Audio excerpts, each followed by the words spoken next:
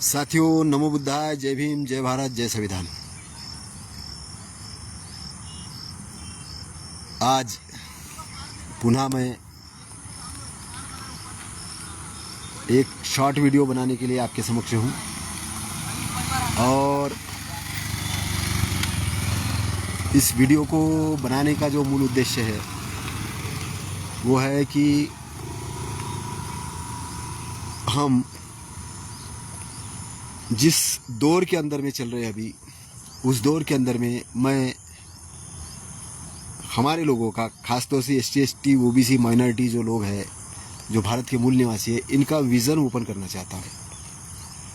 हमारा मकसद बड़ा गंभीर मकसद है और हमारे मकसद को पूरा करने का काम हम लोग किस तरह कर सकते हैं, ये बड़ा इम्पोर्टेंट काम है। इसके लिए बेसिक हमें ये समझना होगा कि कुछ चीज़ें जो मैं आपको बताऊंगा, वो चीज़ों को आप बड़ा ध्यान से नोट कर सकते हैं। वो है कि बाबा साहब ने पहली लाइन ये कही थी कि जो अपना इतिहास नहीं जानता वो इतिहास नहीं बना सकता। जो अपना इतिहास नहीं जानता वो अपना इतिहास नहीं बना सकता। ये लाइन जो बाबा साहब ने कही, वो किस संदर्भ में कही? बाबा साहब एक और बात कहते हैं और वो ये कहते हैं कि मुझे सम्राट अशोक का भारत बनाना है, मुझे भारत को बौद्धमय भारत बनाना है। और इसका सिंबॉलिक जब वो देते हैं, जब भारत का ध्वज बनने की बारी आती है तो उस ध्वज के अंदर में धम्म चक्र देते हैं कि जिसके अंदर में 24 तिल्लियां है और धम्म चक्र ये तथागत के धम्म का प्रतीक है। तो भारत एक पुरातात्विक धरोहर है। भारत एक एकता, अखंडता और बंधुत्वता को पोषित करने वाली धरोहर है और इसलिए हम इस धरोहर को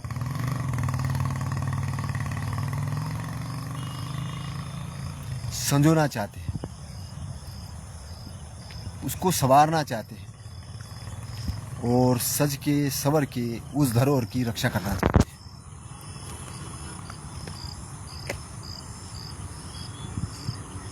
बाबा साहब जैसे महापुरुष इस धरती में पैदा हुए और उन्होंने जो सपना देखा, वो सपना पूरा करने का समय आ चुका है।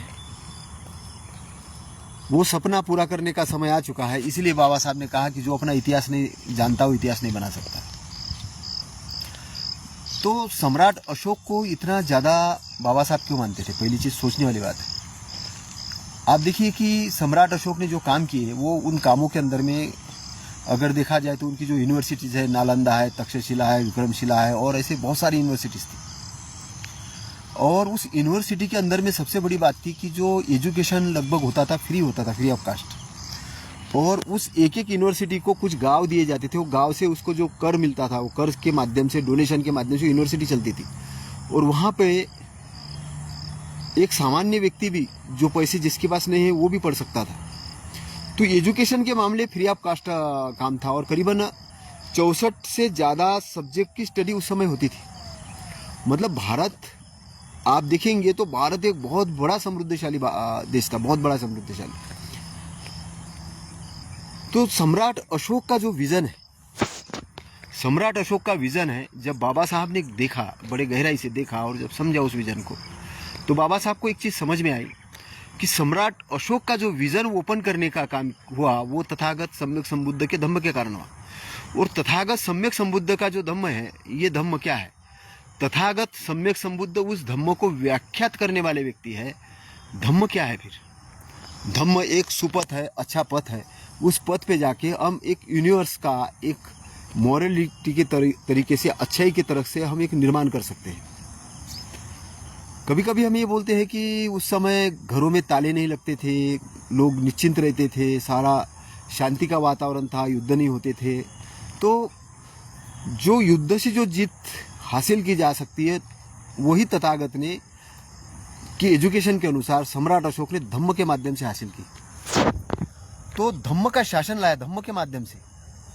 तो इसका मतलब कुछ इतिहासकार ऐसा बोलते हैं कि या कुछ कि उन्होंने फिर सेना को सरेंडर करवाया, सेना की जरूरत नहीं पड़ी, ऐसा नहीं था।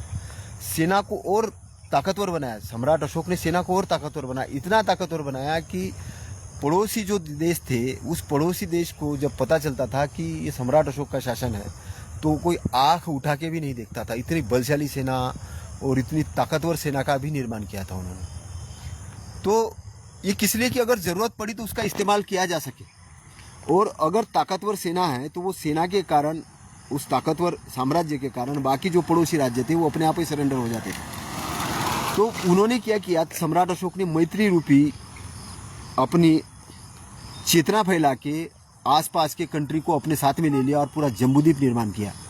मतलब ये मान के चलिए कि तब से भारत के करीबन 13 टुकड़े हो चुके हैं। तो भारत कितना बड़ा विशाल भारत था और कितना बड़ा समृद्धशाली भारत था, आप ये समझ सकते हो। तो उस भारत के अंदर में जो रिसर्च हुआ, उस रिसर्च के कारण जो प्रगति हुई, उस प्रगति के कारण वर्ण व्यवस्था और जाति व्यवस्था को प्राथमिकता नहीं मिली, और इसके लिए कारण जो पंडा पुजारी थे ये बेरोजगार हो गए। पंडा पुजारी बेरोजगार हो गए और उनको अपने सत्कर्म करने के लिए आगे आना पड़ा। तो उनको लगा कि अब क्या किया जाए, तो उन्होंने नकली भिक्षु बन के एंट्री की। तो करीबन उस समय सम्राट अशोक ने 55,000 भिक्षुओं को संघ से बाहर किया, क्योंकि उन्होंने देखा कि ये नकली भिक्षु है, इनको धम्म का ज्ञान नहीं है। तो सम्राट अशोक बहुत स्ट्रिक्ट भी थे। तो कहने का मतलब कि सम्राट अशोक का भारत बनाने का मतलब ये होता है कि हमें ऐसा भारत बनाना है, और वो भारत बनाने के लिए आज हमारे सामने जो सबसे बड़ी चुनौती है वो है संविधान को लागू करना। क्योंकि संविधान कितना भी अच्छा हो, उसको चलाने वाले अगर बदमाश और नालायक लोग हैं तो वो बदमाशी और नालायकी वहाँ जाके भी करेंगे, और आज ऐसा हो रहा है। आज चुनाव आयोग ने करीबन विपक्ष के 100-150 जो सांसद थे उनको मिलने ही नहीं दिया, रोक दिया उनको। और जो वोटर लिस्ट है उस पर गड़बड़ी करने का प्रोग्राम चुनाव आयोग कर रहा है, ये विपक्ष कह रहा है, समाचार माध्यम कह रहा है। फिर ईवीएम मशीन में धांधली करके चुनाव जीते जा रहे हैं। ईवीएम मशीन से धांधली हो रही है, वोटर लिस्ट में धांधली हो रही है। फिर हम ये देखते हैं कि जो सरकारी सेक्टर्स थे, जो गवर्नमेंट के अंडर में बिजली, वाटर सप्लाई, एजुकेशन और स्वास्थ्य, ये कुछ ऐसी इम्पोर्टेंट सेक्टर और विश्वविद्यालय, ये पूरे गवर्नमेंट के अंडर में रहना चाहिए, और इसमें बहुत कम मूल्य में या फ्री में जनता को उपलब्ध कराने का काम ये सरकार का होना चाहिए। लेकिन सरकार ने क्या किया कि उस सेक्टरों का प्राइवेटीकरण कर दिया। प्राइवेटीकरण करके उसका संचालन करने के बजाय उसको बिजनेस बना दिया। आज एजुकेशन बिजनेस हो गया, बिजली का बिजनेस हो गया, पानी का बिजनेस हो गया, और स्वास्थ्य का बिजनेस हो गया। तो डबल दिमाग चलाने वाले लोग, जो ब्राह्मण लोग हैं, वो एक अभी मोहन भागवत जी का बड़ा अच्छा स्टेटमेंट है, और उन्होंने कहा कि भारत के अंदर शिक्षा महंगी हो गई, स्वास्थ्य महंगा हो गया। और मैं जब उनका स्टेटमेंट सुन रहा था तो मुझे समझ में आया कि ये व्यक्ति को पता है और उसके बाद भी स्टेटमेंट दे रहा है, पता है स्टेटमेंट भी दे रहा है। और भारतीय जनता पार्टी संघ से निकली हुई पार्टी है, भारतीय जनता पार्टी संघ से निकली हुई पार्टी। अब वो नरेंद्र मोदी को बोलना चाहिए कि भाई मोदी जी ये शिक्षा को ये करो, सस्ता करो, गवर्नमेंट स्कूलों को ये करो, चालू करो, लेकिन वो गवर्नमेंट स्कूलों को बंद कर रहे हैं, शिक्षा को महंगा कर रहे हैं, है ना। और जो स्वास्थ्य वाली बात है, वो कोरोना के अंदर इनकी तो पोल खुल गई। मतलब कई लोग ऑक्सीजन न मिलने के कारण मर गए, सही ढंग से आज भी कई जगह पे स्वास्थ्य सेवाएं नहीं मिल रही। मतलब ये पोजीशन है। और खुल्लम खुल्ला ऐसे ऐसे नियम बनाए जा रहे हैं और उसको बढ़िया तरीके से फॉलो कर रहे हैं, मस्त बढ़िया तरीके से। इन्होंने ऐसा सिस्टम बना दिया है कि उस सिस्टम के अंदर में ऊपर से ऑर्डर आता है और ऑर्डर को सीधा फॉलो होता है। वो ये नहीं देखा जाता कि ऑर्डर ये संविधान के तहत है या संविधान के खिलाफ है। मतलब बढ़िया तरीके से, मतलब ऐसा मान के चलिए कि डबल दिमाग से ब्राह्मण काम करते हैं, एक बोलना कुछ करना कुछ।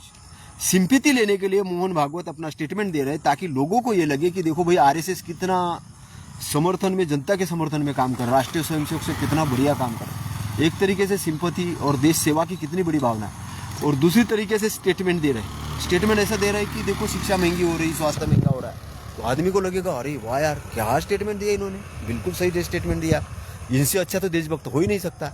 लेकिन लागू करने वाले भी यही है, लागू करने वाले भी यही है, क्योंकि एक तरीके से विद्रोह दबाते और दूसरे तरीके से हस्तगत करते हैं।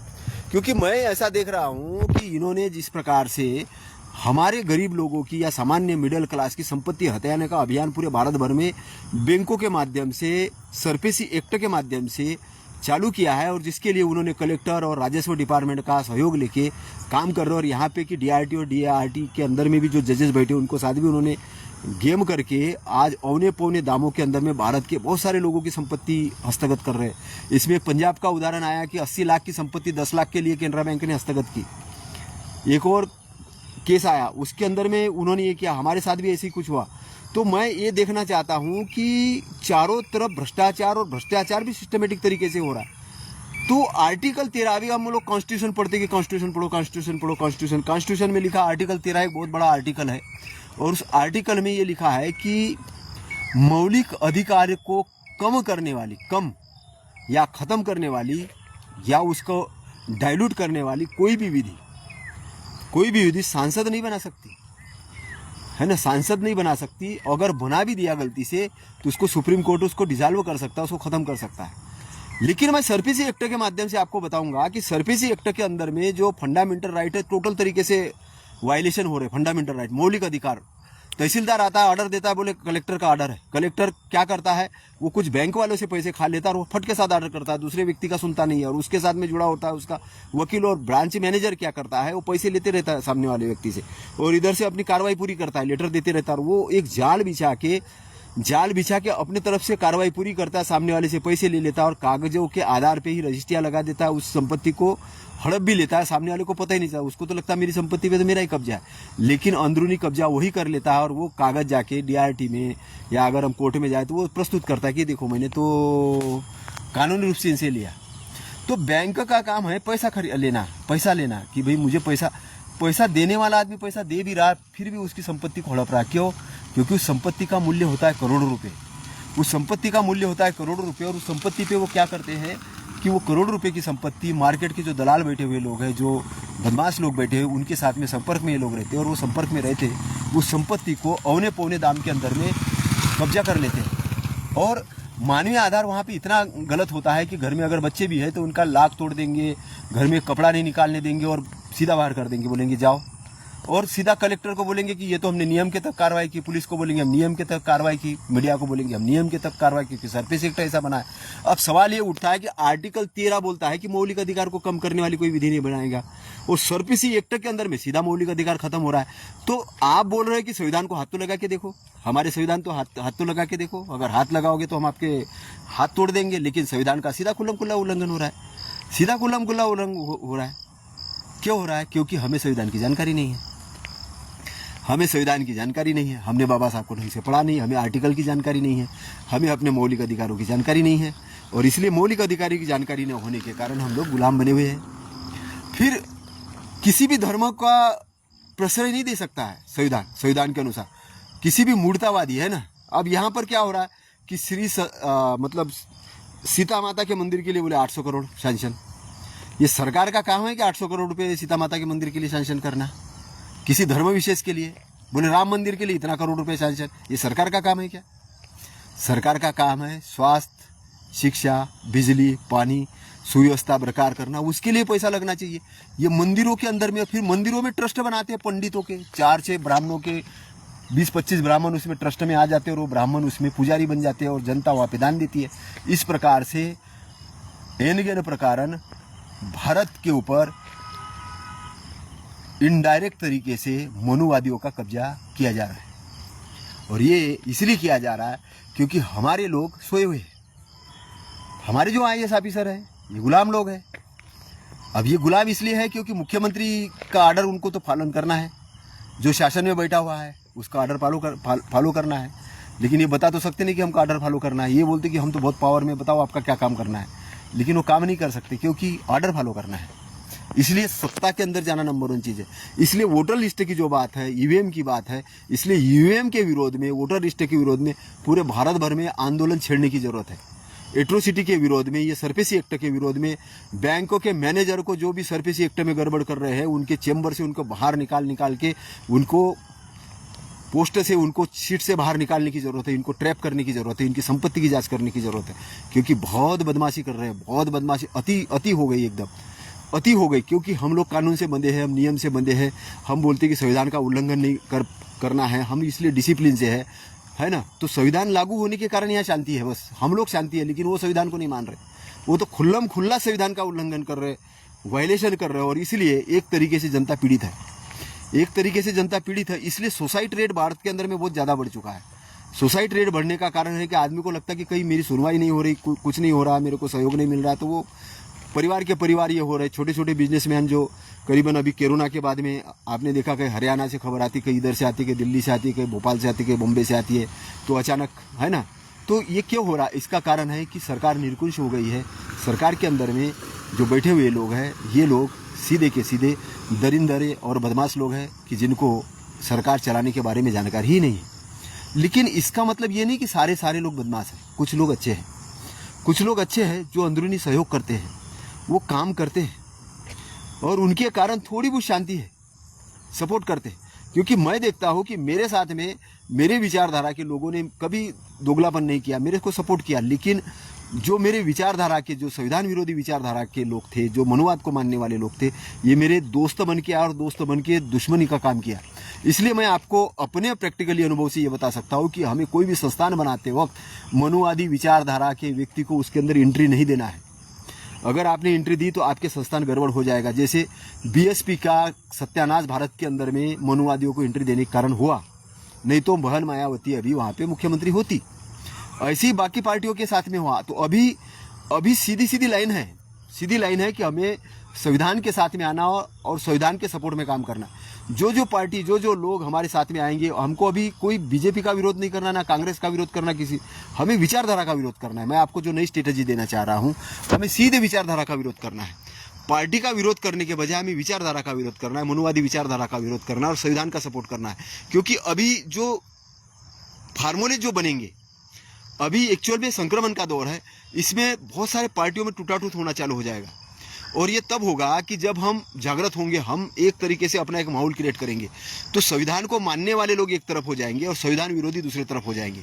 और चूंकि संविधान को मानने वाले लोगों की ताकत ज़्यादा बढ़ेगी, इसलिए बढ़ेगी कि कॉन्स्टिट्यूशन लागू है।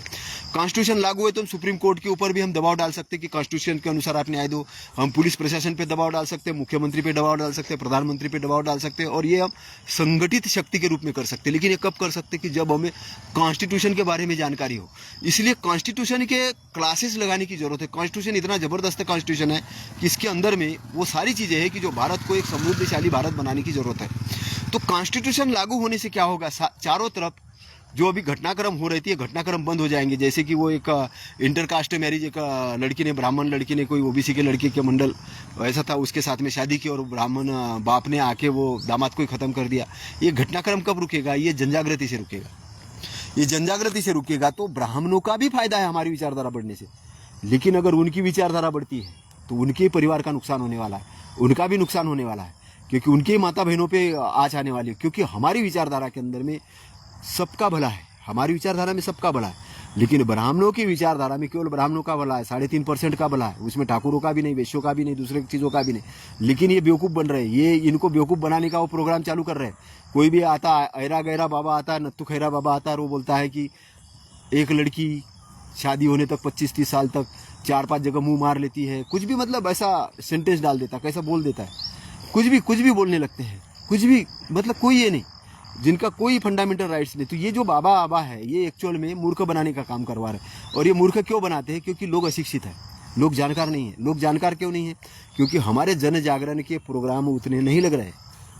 हम जन जागरण करने रहे और हम अपना इकोसिस्टम डेवलप नहीं कर रहे।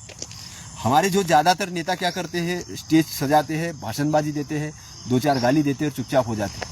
मुझे आपको ये कहना है कि आप बाबा साहब के लैंग्वेज में आ जाइए। बाबा साहब गाली देने का काम कभी नहीं किया। बाबा साहब ने फालतू दोषारोपण का काम नहीं किया। बाबा साहब एक्शन में रहे और बाबा साहब ने वो किया कि जो हमें करने की ज़रूरत है, समझने की ज़रूरत है। तो हमें एक्शन मोड में आने की ज़रूरत है। एक्शन मोड में आने से क्या होगा, मतलब आपको parallel to parallel system create करना है। जैसे गाड़ी के अंदर में 4 चक्के के बाद में 5वां चक्का होता है, स्टेपनी होती है। आपका गवर्नमेंट सिस्टम काम कर रहा, मानते हैं कि आपके पास गवर्नमेंट का स्कूल सिस्टम है, लेकिन फिर भी आपको पैरेलल टू पैरेलल अपना सिस्टम चालू करना होगा। हम मानते हैं कि गवर्नमेंट के पास में सारी चीज़ें हैं, लेकिन आपको अपना पैरेलल टू पैरेलल सिस्टम चालू करना पड़ेगा। जैसे बाबा साहब ने समता सैनिक दल चालू किया, इसका मतलब क्या भारत में मिलिट्री नहीं थी? तो फिर समता सैनिक दल की क्या आवश्यकता थी? क्या पुलिस नहीं थी? पुलिस जिसका शासन होता है, जिसकी सत्ता होता है, उसके अंडर में होती है। लेकिन इंडिपेंडेंस समता सैनिक दल जो क्रिएट किया था, वो समता सैनिक दल बाबा साहब का सिक्योरिटी करता था। आज हमारे पास समता सैनिक दल जैसा संगठन नहीं है, इसलिए आज कोई भी 5-25 गुंडे आके हमको घर के बाहर कर देते हैं, हमारे ऊपर हमले कर देते हैं, क्योंकि हमने वो फील्ड फोर्स क्रिएट नहीं की। हम पुलिस के ऊपर डिपेंड, और पुलिस हमको एक कागज़ दिखा देती है कि शासन के नियमानुसार कार्रवाई हो रही है। शासन के नियमानुसार शासन का डंडा दिखाती है, न्यायपालिका का डंडा दिखा देती है। भला वो न्यायपालिका के विरोध में काम हो रहा हो, भला वो शासन के विरोध में काम हो रहा हो, भला वो जज ने बदमाशी की हो, भला वो जज ने गलत निर्णय दिया हो, लेकिन हम लोग उसको पूछने का, या पत्रकार ने कुछ गलत लिखा हो, तो आज मीडिया बिक चुका है। न्यायपालिका के अंदर में ऐसे जजेस आ चुके हैं कि जो जजेस खुल्लम खुल्ला विरोध कर रहे हैं संविधान का, स्टेटमेंट दे रहे हैं। तो स्टेटमेंट देने का काम, जो विरोध करने का काम जो जजेस कर रहे हैं, जो न्यायपालिका कर रहे हैं, जो पत्रकार कर रहे हैं, ये देशद्रोही लोग हैं। ये देशद्रोही लोग हैं। तो इनके ऊपर महाभियोग लगाने की जरूरत है। अगर जो न्यायपालिका का जज संविधान के विरोध में फैसले देता है, तो हमें क्या करने की जरूरत है? उसके ऊपर डिमांड डालने की जरूरत है कि इसके ऊपर महाभियोग लगाओ, उसको संसद के अंदर में बुलाओ, क्योंकि 2-4-5 जजों के ऊपर जब कार्रवाई होगी तो फिर ये जगह पे आएंगे, तब वो न्याय देने, क्योंकि डरेंगे जनता से, क्योंकि आपने उनको ये नहीं किया। जो पेपर अगर संविधान के अगेंस्ट में लिख रहा है, गलत खबर छाप रहा है, गलत चीज़ों लिख रहा है, तो आपको उस पेपरों की होली जलानी चाहिए। जो समाचार पत्र गलत लिख रहे हैं, जो नेता गलत स्टेटमेंट दे रहा है, तो उसके पुतले जलाने चाहिए, रोड पे आना चाहिए। अभी आपको क्योंकि जन जागरण करना, और उसके लिए संगठनात्मक रूप से आपको आगे आना पड़ेगा, क्योंकि संविधान को लागू करना ये मजाक का काम नहीं है। अभी आपका संविधान लागू नहीं है भारत के अंदर में, और इसलिए संविधान लागू नहीं होने के कारण अपने हिसाब से सिस्टम क्रिएट कर रहे हैं, अपने हिसाब से सिस्टम चला रहे हैं, और बोल रहे हैं कि संविधान लागू है। संविधान के नाम पे बहुत बड़े पैमाने पे इस देश के अंदर में नौटंकी हो रही है, बहुत बड़े पैमाने पे नौटंकी हो रही है। जब ग्राउंड लेवल पे हम लोग घुसते हैं और जब काम करते हैं, तब समझ में आता है। एक छोटा सा पटवारी, छोटा सा आरआई, छोटा सा तहसीलदार भी आज बात नहीं सुनता, उसको भी कुछ पैसा चाहिए तब वो काम करता है, तब वो जमीनी लेवल पे काम करता है। और एक साधु आता है और साधु आके बोलता है कि मेरा उस राजनेता के साथ में पहचान है, और वो सबसे बड़ा गुंडा बदमाश होता है जो साधु होता है। वो प्रश्रय देता है उन पंडों को कि तुम जाके गड़बड़ी करो, मैं तुमको बचाऊंगा। वो न्यायालय भी उसके शरण में इसलिए जाता, न्यायपालिका वाला जज भी, कि वो उसको बोलता है कि मेरे को बचा लेना, कुछ गड़बड़ होता है। उसका भी प्रधानमंत्री के साथ डायरेक्ट कांटेक्ट रहता है, और प्रधानमंत्री का दूसरे साधुओं के साथ। तो इस प्रकार से साधु लोग अभी सरकार चला रहे, साधु लोग सरकार चला। नोटबंदी कराने का काम साधु लोगों ने किया है, कविताओं के माध्यम से। नोटबंदी करके देखो, 500 का नोटबंदी करो, तो इस देश में ऐसा ऐसा शासन चल रहा है। यहाँ पे स्पेशलाइज कमेटी बनाने की जरूरत नहीं पड़ रही है। अभी कुछ साधु ही चला रहे। तो इस साधुओं को साधु मत समझिए। ये साधु एक दंगाई साधु है, जिन्होंने 6 दिसंबर के दंगे करे, जिन्होंने साकेत को खत्म किया, जिन्होंने भारत के अंदर में आज ये महिलाओं के बारे में गलत स्टेटमेंट दे रहे। तो ये बदमाश लोगों की टीम है, साधुओं की टीम नहीं है, बदमाश लोगों की टीम है, गुंडा लोगों की टीम है। इनको उस श्रेणी में साधु होता है तो साधु सन्यासी बहुत अलग चीज होती है। साधु होता है तथागत जैसा, साधु होता है कबीर जैसा, साधु होता है संत रैदास साहब जैसा। साधु अलग व्यक्ति होता है। साधु तो लोगों के, जनता के कल्याण के लिए काम करता है। वो तो सर्वस्व दान दे देता है सारा। उसको जनता उसकी अपने परिवार होते हैं, अपने पुत्र जैसे होते हैं। और राजा का मतलब जो शासन में प्रधानमंत्री या ये होता है, वो अपनी जनता को प्रजा जैसा देखता है, उसके पुण्य के लिए काम करता है। लेकिन यहाँ का प्रधानमंत्री तो उल्टा ही है। यहाँ का प्रधानमंत्री तो उल्टा है, बकबक करने में बहुत नंबर 1 है।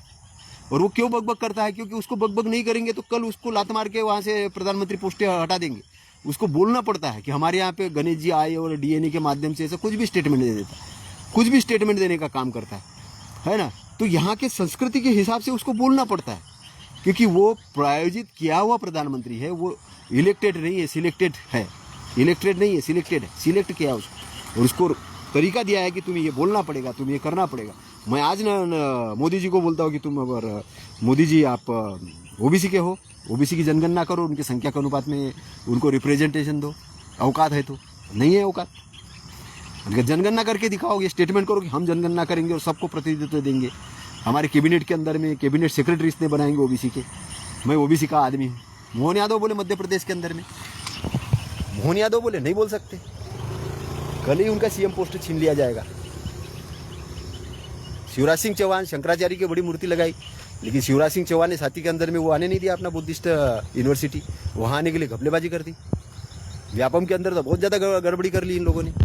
तो ये लोग जिस प्रकार से शासन चला रहे, ये कर रहे हैं, वो इस प्रकार से अपना क्राइटेरिया बना रहे, लेकिन जनता को बता रहे कि बहुत शांति है, बहुत सम्मान है, बहुत ये हो रहा है, बहुत प्रोग्रेस हो रहा है। तो ये नौटंकीबाज लोग जो है, ये शासन सत्ता में बैठ के लोगों को गुमराह कर रहे हैं, लोगों को चुतिया बनाने का काम कर रहे हैं, चुतिया बनाने का काम कर रहे हैं, गड़बड़ घोटाले कर रहे हैं और पावरफुल पोस्टर पे हमारे लोगों को नहीं पहुंचने दे रहे। सीधा सीधा रिजर्वेशन का माहौल उड़ा रहे हैं। और ये क्यों उड़ा रहे हैं? क्योंकि हम लोग सोए हैं। आपको लगता है कि हम लोगों के अंदर ताकत नहीं है, लेकिन मुझे तो नहीं लगता कि आप लोगों के अंदर ताकत नहीं। आप लोगों के भयंकर ताकत है, इतनी ताकत है कि आप खुद नहीं जान रहे हो ताकत के बारे में, क्योंकि आपने रोड पे आना बंद कर दिया, आपने बोलना बंद कर दिया। मैं बोल रहा हूँ, क्या करेंगे? ज़्यादा से ज़्यादा कोई केस ठोक देंगे, और क्या करेंगे?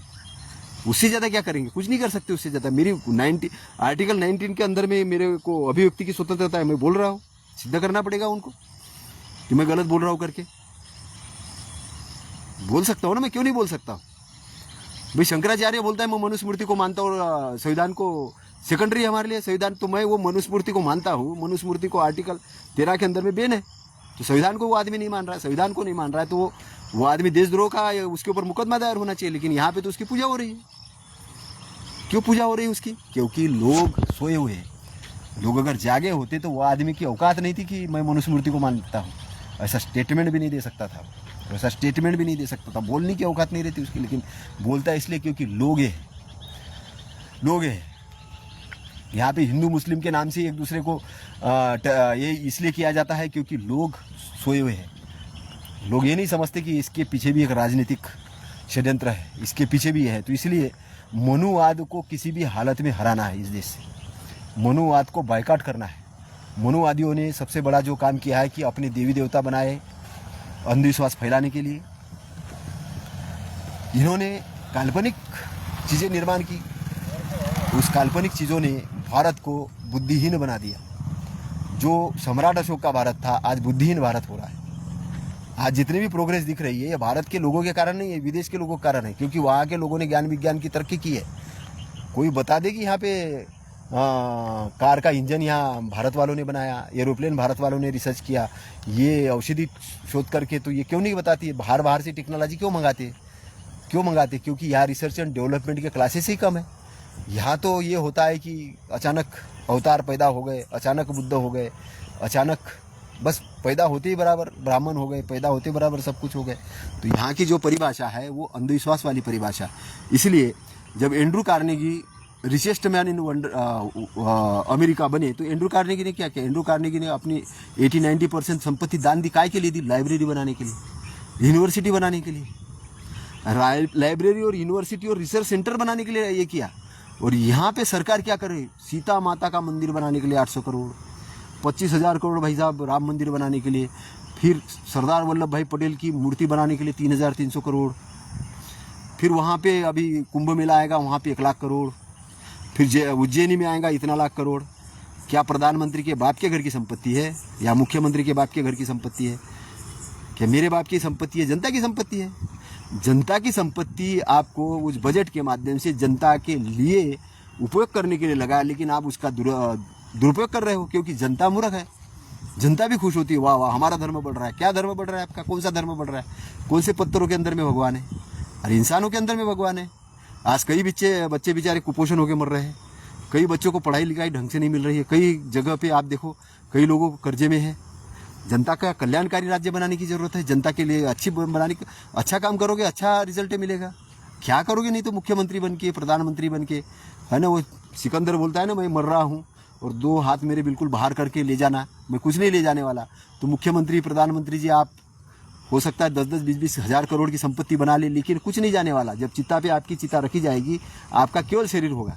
आप बोलेंगे मेरे बच्चों को मिलेगा, वो खाएंगे, ऐसा करेंगे, कुछ नहीं। जब तक उनको एक्चुअल गुण नहीं सीखने को मिलेगा, एक्चुअलिटी नहीं मिलेगी, तब तक उनका भी कोई उद्धार नहीं होने वाला।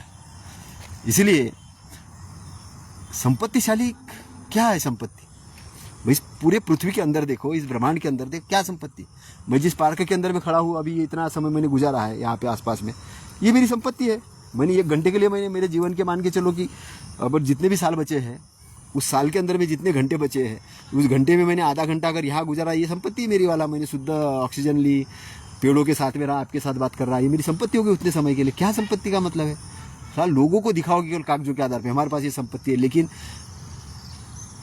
असली संपत्ति जो आपकी चित्त की शुद्धता होनी है, जो आपके साथ में जानी है, आपके शरीर के पार वाली, जो जिसके लिए पूरे राजा महाराजा जैसे लोगों ने अपने आप को झोंक दिया था। सम्राट अशोक इतना कल्याणकारी कार्य क्यों कर रहे थे, इतने अच्छे काम क्यों कर रहे? क्योंकि तथागत का धम्म मिला था। तथागत का धम्म मिलने के कारण उनको ये पता चला कि जितना मैं मानव कल्याण का काम करूंगा, जितना अच्छाई का काम करूंगा, उतने मेरे सत्कर्म बनेंगे। तो प्रधानमंत्री जी को ये समझना चाहिए कि मुझे बहुत बड़ा अवसर मिला है, तो मुझे अच्छे काम करना चाहिए। अभी उन्होंने जितने भी बुरे काम किए होंगे, उसका धुलने का मूल कारण क्या है? क्या कैसे कर सकते? वो अच्छे काम करके कर सकते हैं।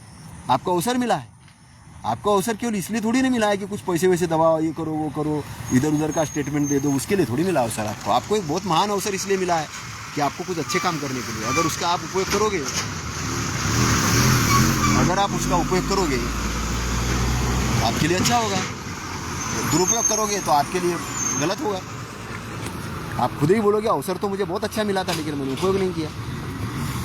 अवसर मुझे बहुत अच्छा मिला था, मानव जीवन मिला, फिर पोस्टें मिली, अच्छे काम करने के लिए मिला, लेकिन नहीं किया उपयोग। आज कई लोग, मैं देखता हूँ, आज कई लोगों के बंगले खाली पड़े हुए हैं, संपत्ति खाली पड़ी है, उनके बच्चे विदेश में हैं, कोई उपयोग करने वाला ही नहीं है। लेकिन वो अपने अहंकार में इतना इकट्ठा किया, इतना इकट्ठा किया, उसमें से किसी कुछ दिया ही नहीं। और लास्ट में ये पोजीशन आई कि ना वो खुद भोग पाए, ना ये कर पाए। मैंने कोरोना के अंदर में देखा, एक व्यक्ति का मेरे पास में फ़ोन आया, बोले 5 स्टार जैसा मुझे कमरा चाहिए। मैंने कहा नहीं मिलेगा, सरकारी हॉस्पिटल में कमरा है, वो चाहिए तो मिलेगा।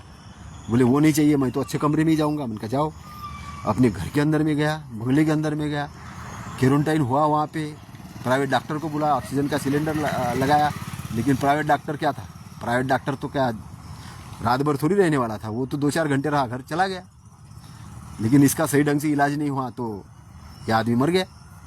एक दूसरे कोई व्यक्ति थे, उनको भी दिया एक कमरा, वो उस हॉस्पिटल में जाके भर्ती हुए। मैं डॉक्टर को बोला कि इनका देखरेख करो। 3-4 डॉक्टर लगे थे, सब समय समय पे सब ट्रीटमेंट कर रहे थे, सारी चीज़ें अच्छी हो रही थी, वो व्यक्ति बच गया। जबकि उस व्यक्ति का जो ऑक्सीजन लेवल था बहुत डाउन था। तो क्या होता है कि कभी कभी ज़्यादा पैसा होना भी लोगों को मार देता है।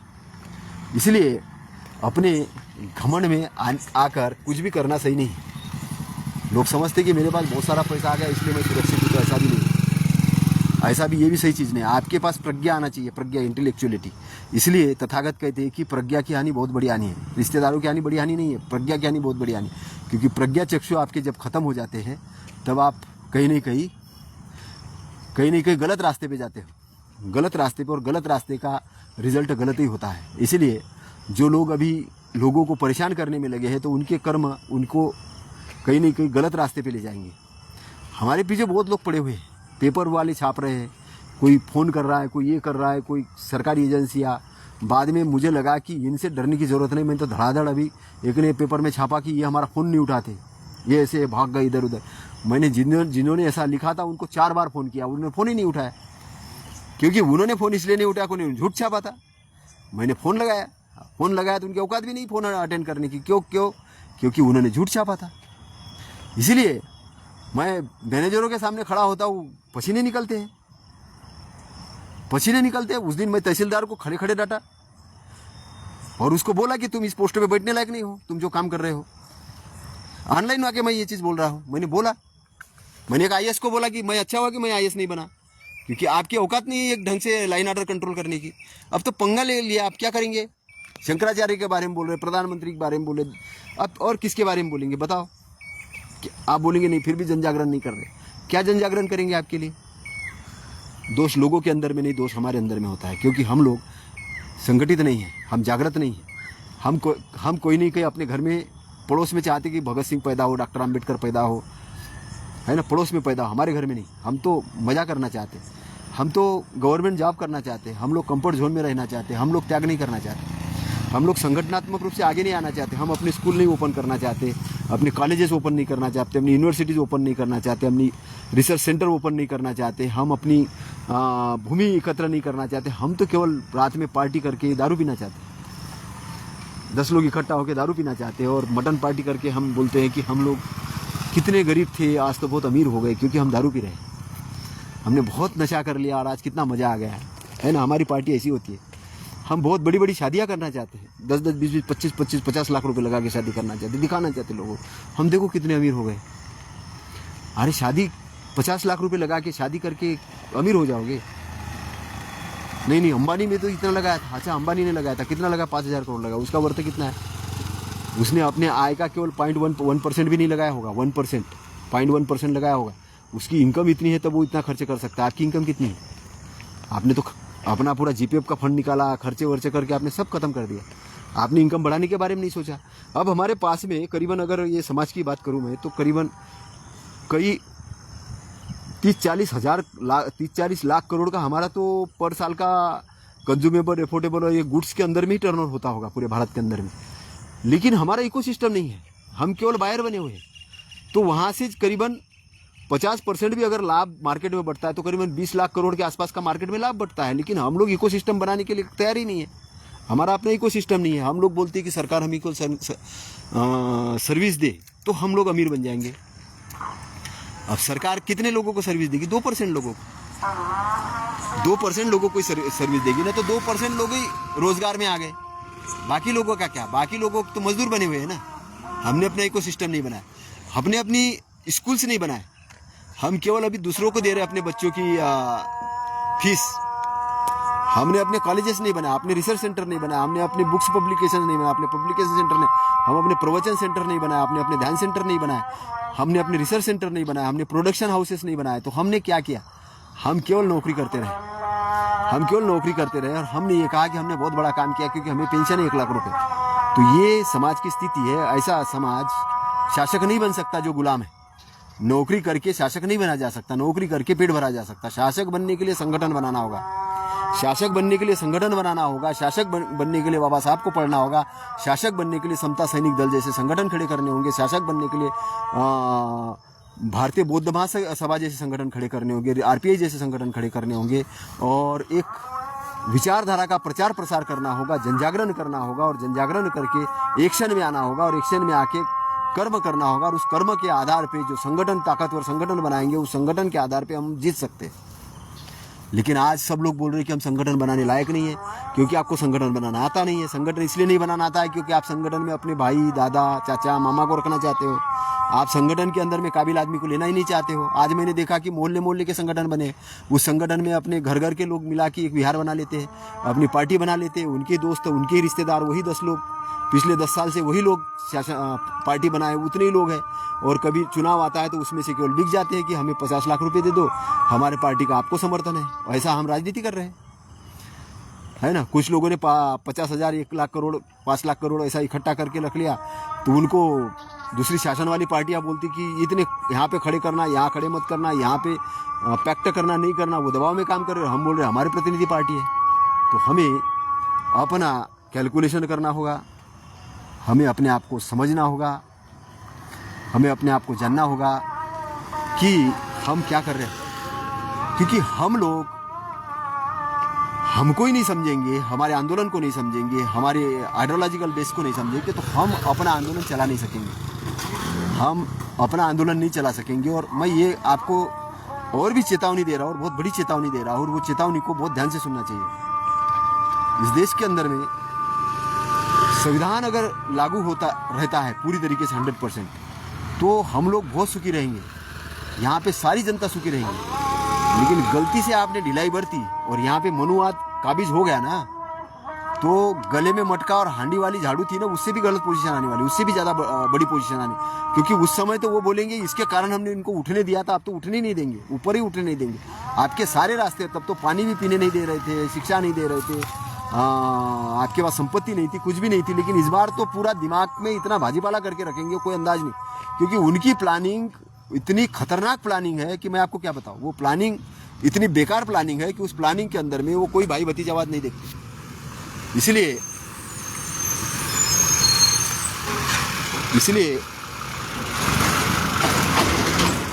इसलिए मैं जो बताना चाह रहा हूँ, प्राकृतिक नियमों को जानो, धम्म को अपने आचरण का आधार बनाओ और संगठन का निर्माण करना शुरू करो और फिलॉसफी को बहुत फास्ट तरीके से डेवलप करो। क्योंकि मैंने देखा है कि जिन लोगों के लिए मैंने लड़ाई लड़ी, जिन लोगों पर अत्याचार हो रहे थे उनके लिए मैंने लड़ाई लड़ी, और उस लड़ाई के कारण जब मेरे ऊपर उसका प्रतिकार होने लगा तो जिनके लिए मैंने लड़ाई लड़ी वो सामने नहीं आए, वो छुप गए। क्योंकि उनको लगा कि ये सामने आया तो इसके ऊपर हो रहा प्रहार, अगर हम सामने आए तो हमारे ऊपर होगा। तो ऐसा करके उन्होंने मुझे सपोर्ट नहीं किया। ऐसा सपोर्ट नहीं करने का मतलब क्या होता है? ऐसा सपोर्ट नहीं करने का मतलब ये होता है कि एक उभरते हुए लीडर को आपने कहीं न कहीं खो दिया, उभरती हुई आवाज़ को आपने खो दिया है। क्योंकि वो आपकी आवाज़ बन रहा था, उस आवाज़ को आपने दबा दिया। आपने सोचा कि हम तो बहुत चालाक आदमी हैं और हमने इतनी चालाकी कर ली, तो वो तो उसके ऊपर अत्याचार हुए। मेरे रामायण साउथ एवेन्यू के अंदर में मेरे ऊपर अत्याचार हुए, मेरे ऊपर एट्रोसिटी हुई। वहाँ के ब्राह्मणों ने एक गठजोड़ करके हमें लाख लगा के बाहर करा और हमारे साथ में बहुत तरीके से अन्याय अत्याचार हुआ। अभी मेरे घर में मेरे वाइफ को कपड़े तक निकालने नहीं दिया, लाख लगाया। हम लोग आज कोर्ट के न्यायालय के शरण में हैं, संविधान के शरण में हैं, और इसीलिए हम लोग कोई दंगा फसाद नहीं कर रहे। हम शांति से हैं क्योंकि हमें अपने संविधान पे विश्वास है, अपने सिस्टम पे विश्वास है, और हमें मालूम है कि हमें एक अवसर मिला है, हमें अवसर मिला है अपनी बात कहने का, अवसर मिला है आगे बढ़ने का। क्योंकि बाबा साहब को जब बड़ौदा में आधी रात को जब सामान फेंका था तो बाबा साहब रोए थे। तो बाबा साहब ने क्या कहा, मेरे जैसे पढ़े लिखे आदमी के साथ ऐसा हो सकता है तो भारत की जनता के साथ क्या हो रहा होगा। मैं भी यही कहता हूँ कि मेरे जैसे पढ़े लिखे युवाओं के साथ ऐसा हो सकता तो बाकी गांव की जनता के साथ क्या हो रहा होगा। क्योंकि बाकी लोग तो राम राम जपना और पराया माल अपना है, वो गणेश की पूजा करते, राम राम जपते, सारे उनके सिस्टम के अंदर। हम तो खुल्लम खुल्ला बाबा साहब के सिस्टम में। हम तो देखना चाह रहे थे कि आंदोलन का क्या मतलब होता है, तो हम देख रहे हैं आंदोलन का मतलब क्या होता है।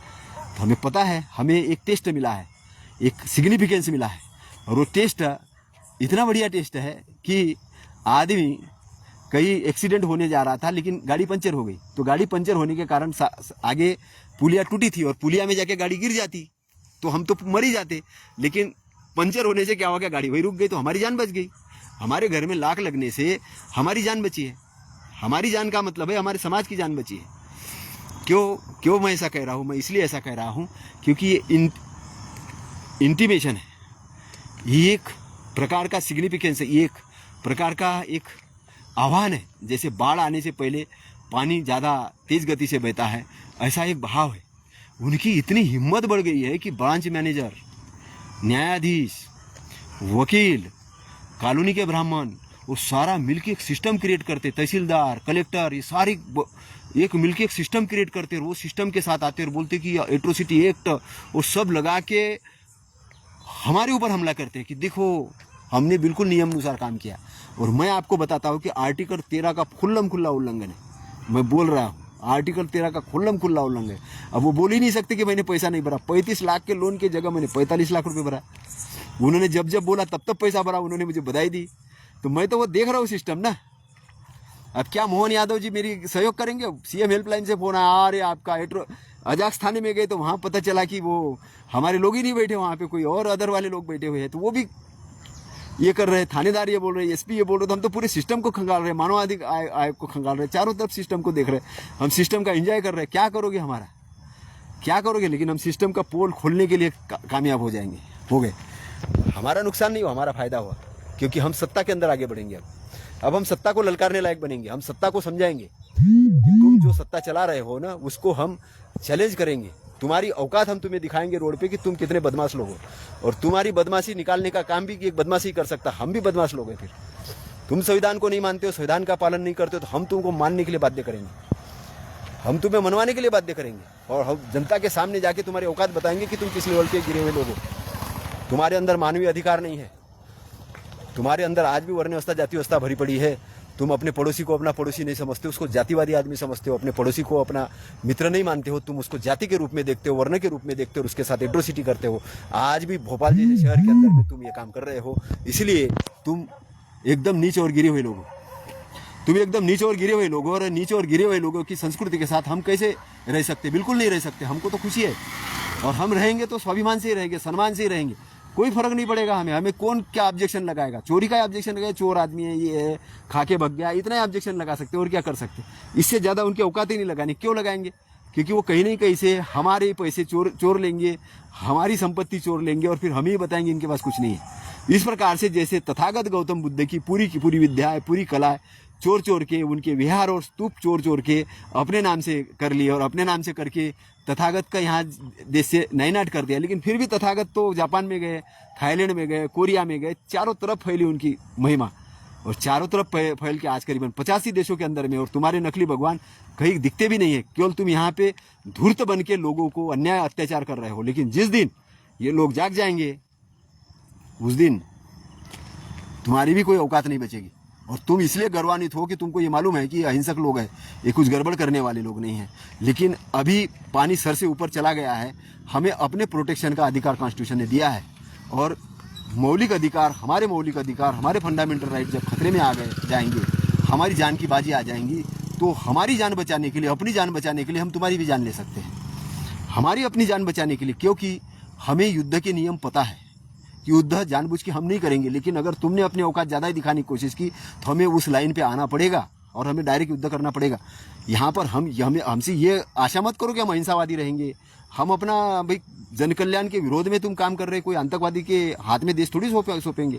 कोई जन कल्याणकारी गलत काम करने के लिए आप ये थोड़ी है कि सहन करते रहेंगे। इसलिए बाबा साहब ने कहा कि जुल्म करने वाले से जुल्म सहने वाला ज़्यादा गुनहगार होता है, जुल्म करने वाले से जुल्म सहने वाला ज़्यादा गुनहगार होता है।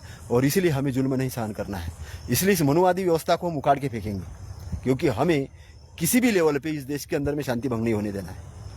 हमें किसी भी लेवल पे राम के नाम पे किसी गैर हिंदू या गैर ब्राह्मण जो व्यक्ति है, जो निरपराधी है, उसको मारते हुए काटते हुए हम नहीं देख सकते, उसके ऊपर अन्य अत्याचार होते हुए नहीं देख सकते। इसलिए भारत के चारों तरफ हमारे संगठनात्मक रूप से जन जागृति पैदा करो, शांतता स्थापित करो। और उसका एक ही कारण हो सकता है कि युवाओं को शराब से दूर करो, गलत चीज़ों से दूर करो, उनको अच्छी शिक्षा दो, अच्छी शिक्षा देखिए, उनको अच्छा व्यक्ति बनाओ, बलशाली व्यक्ति बनाओ, क्योंकि बलवान बनने के कारण ही आपका प्रोटेक्शन हो सकता है। और इसलिए तथागत का जो मार्ग है वो समृद्धि का मार्ग है, तथागत का मार्ग है, ये शांति का मार्ग है। और तथागत के मार्ग से क्या है कि चारों तरफ शांति इसलिए आती है कि वो अशांतता पैदा करने वाले जो तत्व है ये ताकतवर नहीं रहते, ये जीरो हो जाते हैं। क्योंकि मार का जो एरिया है, अशांति का जो एरिया है, इतना ताकतवर नहीं है। लेकिन ताकतवर इसलिए होता है क्योंकि अच्छाई अंधेरे के अंदर में ही अंधेरा ताकतवर हो सकता है। लेकिन जैसे ही उजाला आता तो अंधेरा गायब हो जाता है। ऐसे ज्ञान का चक्षु ओपन हो जाता है तो चारों तरफ शांति आ जाती है। और इसलिए वही जो ब्राह्मण तथागत का विरोध करते थे, उनको जब ज्ञान शक्ति ओपन हुए तो वो तथागत से माफ़ी मांगने के लिए गए। क्यों माफ़ी मांगने के लिए गए? कि उनको पता चला कि हम जिसको संपत्ति समझ रहे थे वो संपत्ति नहीं है, संपत्ति तो और कुछ है। बंधु भाव और मैत्री भाव में जितनी ताकत है, जितनी अच्छाई में ताकत है, उसमें कोई चीज़ में नहीं है। लेकिन द्वेष वाला आदमी है, ये मानता है कि द्वेष एक बहुत बड़ी चीज़ है, लेकिन द्वेष कोई चीज़ बड़ी चीज़ नहीं, उसमें कोई ताकत नहीं है। इसलिए हमें समता, स्वतंत्रता, बंधुत्व और न्याय की स्थापना के लिए काम करना है। हमें यहाँ के देश के अंदर में दंगे रोकने के लिए काम करना है, आतंकवादी घटनाएं रोकने के लिए काम करना है, संविधान विरोधी जो काम कर रहे लोग उनको रोकने के लिए काम करना है, हमें अच्छाई के लिए काम करना है, समृद्धशाली करने के लिए काम करना है। और हमें जीरो टॉलरेंस पॉलिसी के अंदर अपनाना है। हमारा दुश्मन भी आए तो उसको पहले समझाना है, एकदम से उसकी हत्या नहीं करना है, उसको एकदम से उसको समझाना है, दोबारा समझाना है, तीसरी बार समझाना। नहीं समझता है तो फिर कानूनी रूप से उसके साथ में न्याय करना है। हमें कोई भी तरीके से ऐसा कदम अचानक नहीं उठाना है कि अचानक उठ गए और पता चले कि कुछ भी करने लगे, ऐसा नहीं है। हमको सुव्यवस्था इस देश के अंदर में लाना है, मानवतावादी व्यवस्था लाना है और हमें एक समाजशील और अच्छा इंसान बन के उभरना है। और इस देश के ऊपर संविधान के अनुसार समता, स्वतंत्रता, बंधुत्व और न्याय की स्थापना के लिए निरंतर काम करना है, मैत्रीवान बन के काम करना है। क्योंकि मैत्री के अंदर में ही सबसे ज़्यादा ताकत है। द्वेष को मैत्री से ही जीत सकते हैं, क्रोध को शांति से ही जीत सकते हैं, असत्य को सत्य से ही जीत सकते हैं। तो जीतने के जो फार्मूले, उस फार्मूले को अपनाना है। इसीलिए आज भी हम शांत हैं। आज भी हमारे साथ में लोगों ने बहुत बड़े बड़े दंगे करने की कोशिश की, लेकिन हम शांति से ही उसको जीत रहे हैं और हम कामयाब होते जा रहे हैं। हम आगे आके बहुत बड़ा कामयाबी के बुलंद पे चढ़ेंगे और आगे बढ़ेंगे। और इसी घटनाक्रम में मैं CJI से मिला, चीफ जस्टिस ऑफ इंडिया से, हमारे मुख्य न्यायाधीश से मिला, कई IAS लोगों से मिला, कई विद्वान लोगों से मिला, और कई लोगों से मिलने का एक बहाना बना, और हम चारों तरफ देख रहे हैं कि जन जागृति का एक माहौल बन रहा है, बहुत ज़बरदस्त माहौल बन रहा है। हम एक बहुत बढ़िया क्रिएटिव माहौल क्रिएट करने वाले हैं, क्योंकि हम बाबा साहब के बच्चे हैं, और बाबा साहब से यही सीखने को मिलती है कि बाबा साहब को जब आधी रात को सामान लेके जब फेंका गया तो बाबा साहब ने कहा ये मनुस्मृति के कारण हुआ, इन व्यवस्था के कारण। तो वो मनुस्मृति को जलाने के बाद में उन्होंने संविधान का ड्राफ्टिंग किया। ऐसा ही हम लोग शासन के अंदर में जाके ये जो हमारे साथ में एट्रोसिटी हो रही, गलत हो रही, उसको ख़त्म करके हम एक समतामूलक, एक अच्छा सम्राट अशोक वाला और एक बहुत अच्छा शासन करेंगे, जिसमें हमारा दुश्मन भी खुश रहेगा। उसको भी लगेगा कि यार हम ज़बरदस्ती दुश्मनी पाल रहे थे, उसको भी दुख होगा अपने कार्य पे, लेकिन हम लोग अपने आप को इतना बलशाली बनाएंगे, अपने आप को इतना समृद्धिशाली बनाएंगे कि हमारा दुश्मन भी हमारे सामने हाथ जोड़ के खड़ा रहेगा। क्योंकि हम दानशील व्यक्ति, अच्छे व्यक्ति हैं, हम अपने दुश्मन से भी प्यार करते हैं, उसको भी अच्छे इंसान बनाना चाहते, उसकी हम जान नहीं लेना चाहते। ये हमारी संस्कृति है। इसलिए साथियों, हमें अपने आप को महान बनने के लिए महान कार्य करने की ज़रूरत है, महान संगठन निर्माण करने की ज़रूरत है। हमारे महापुरुषों को समझने की ज़रूरत है, उनको पढ़ने की ज़रूरत है, उनको जानने की ज़रूरत है। आपका मंगल हो, शुभ मंगल हो। इन्हीं मंगल कामनाओं के साथ नमो बुद्धाय, नमो धम्माय, नमो संघाय। साधु साधु साधु।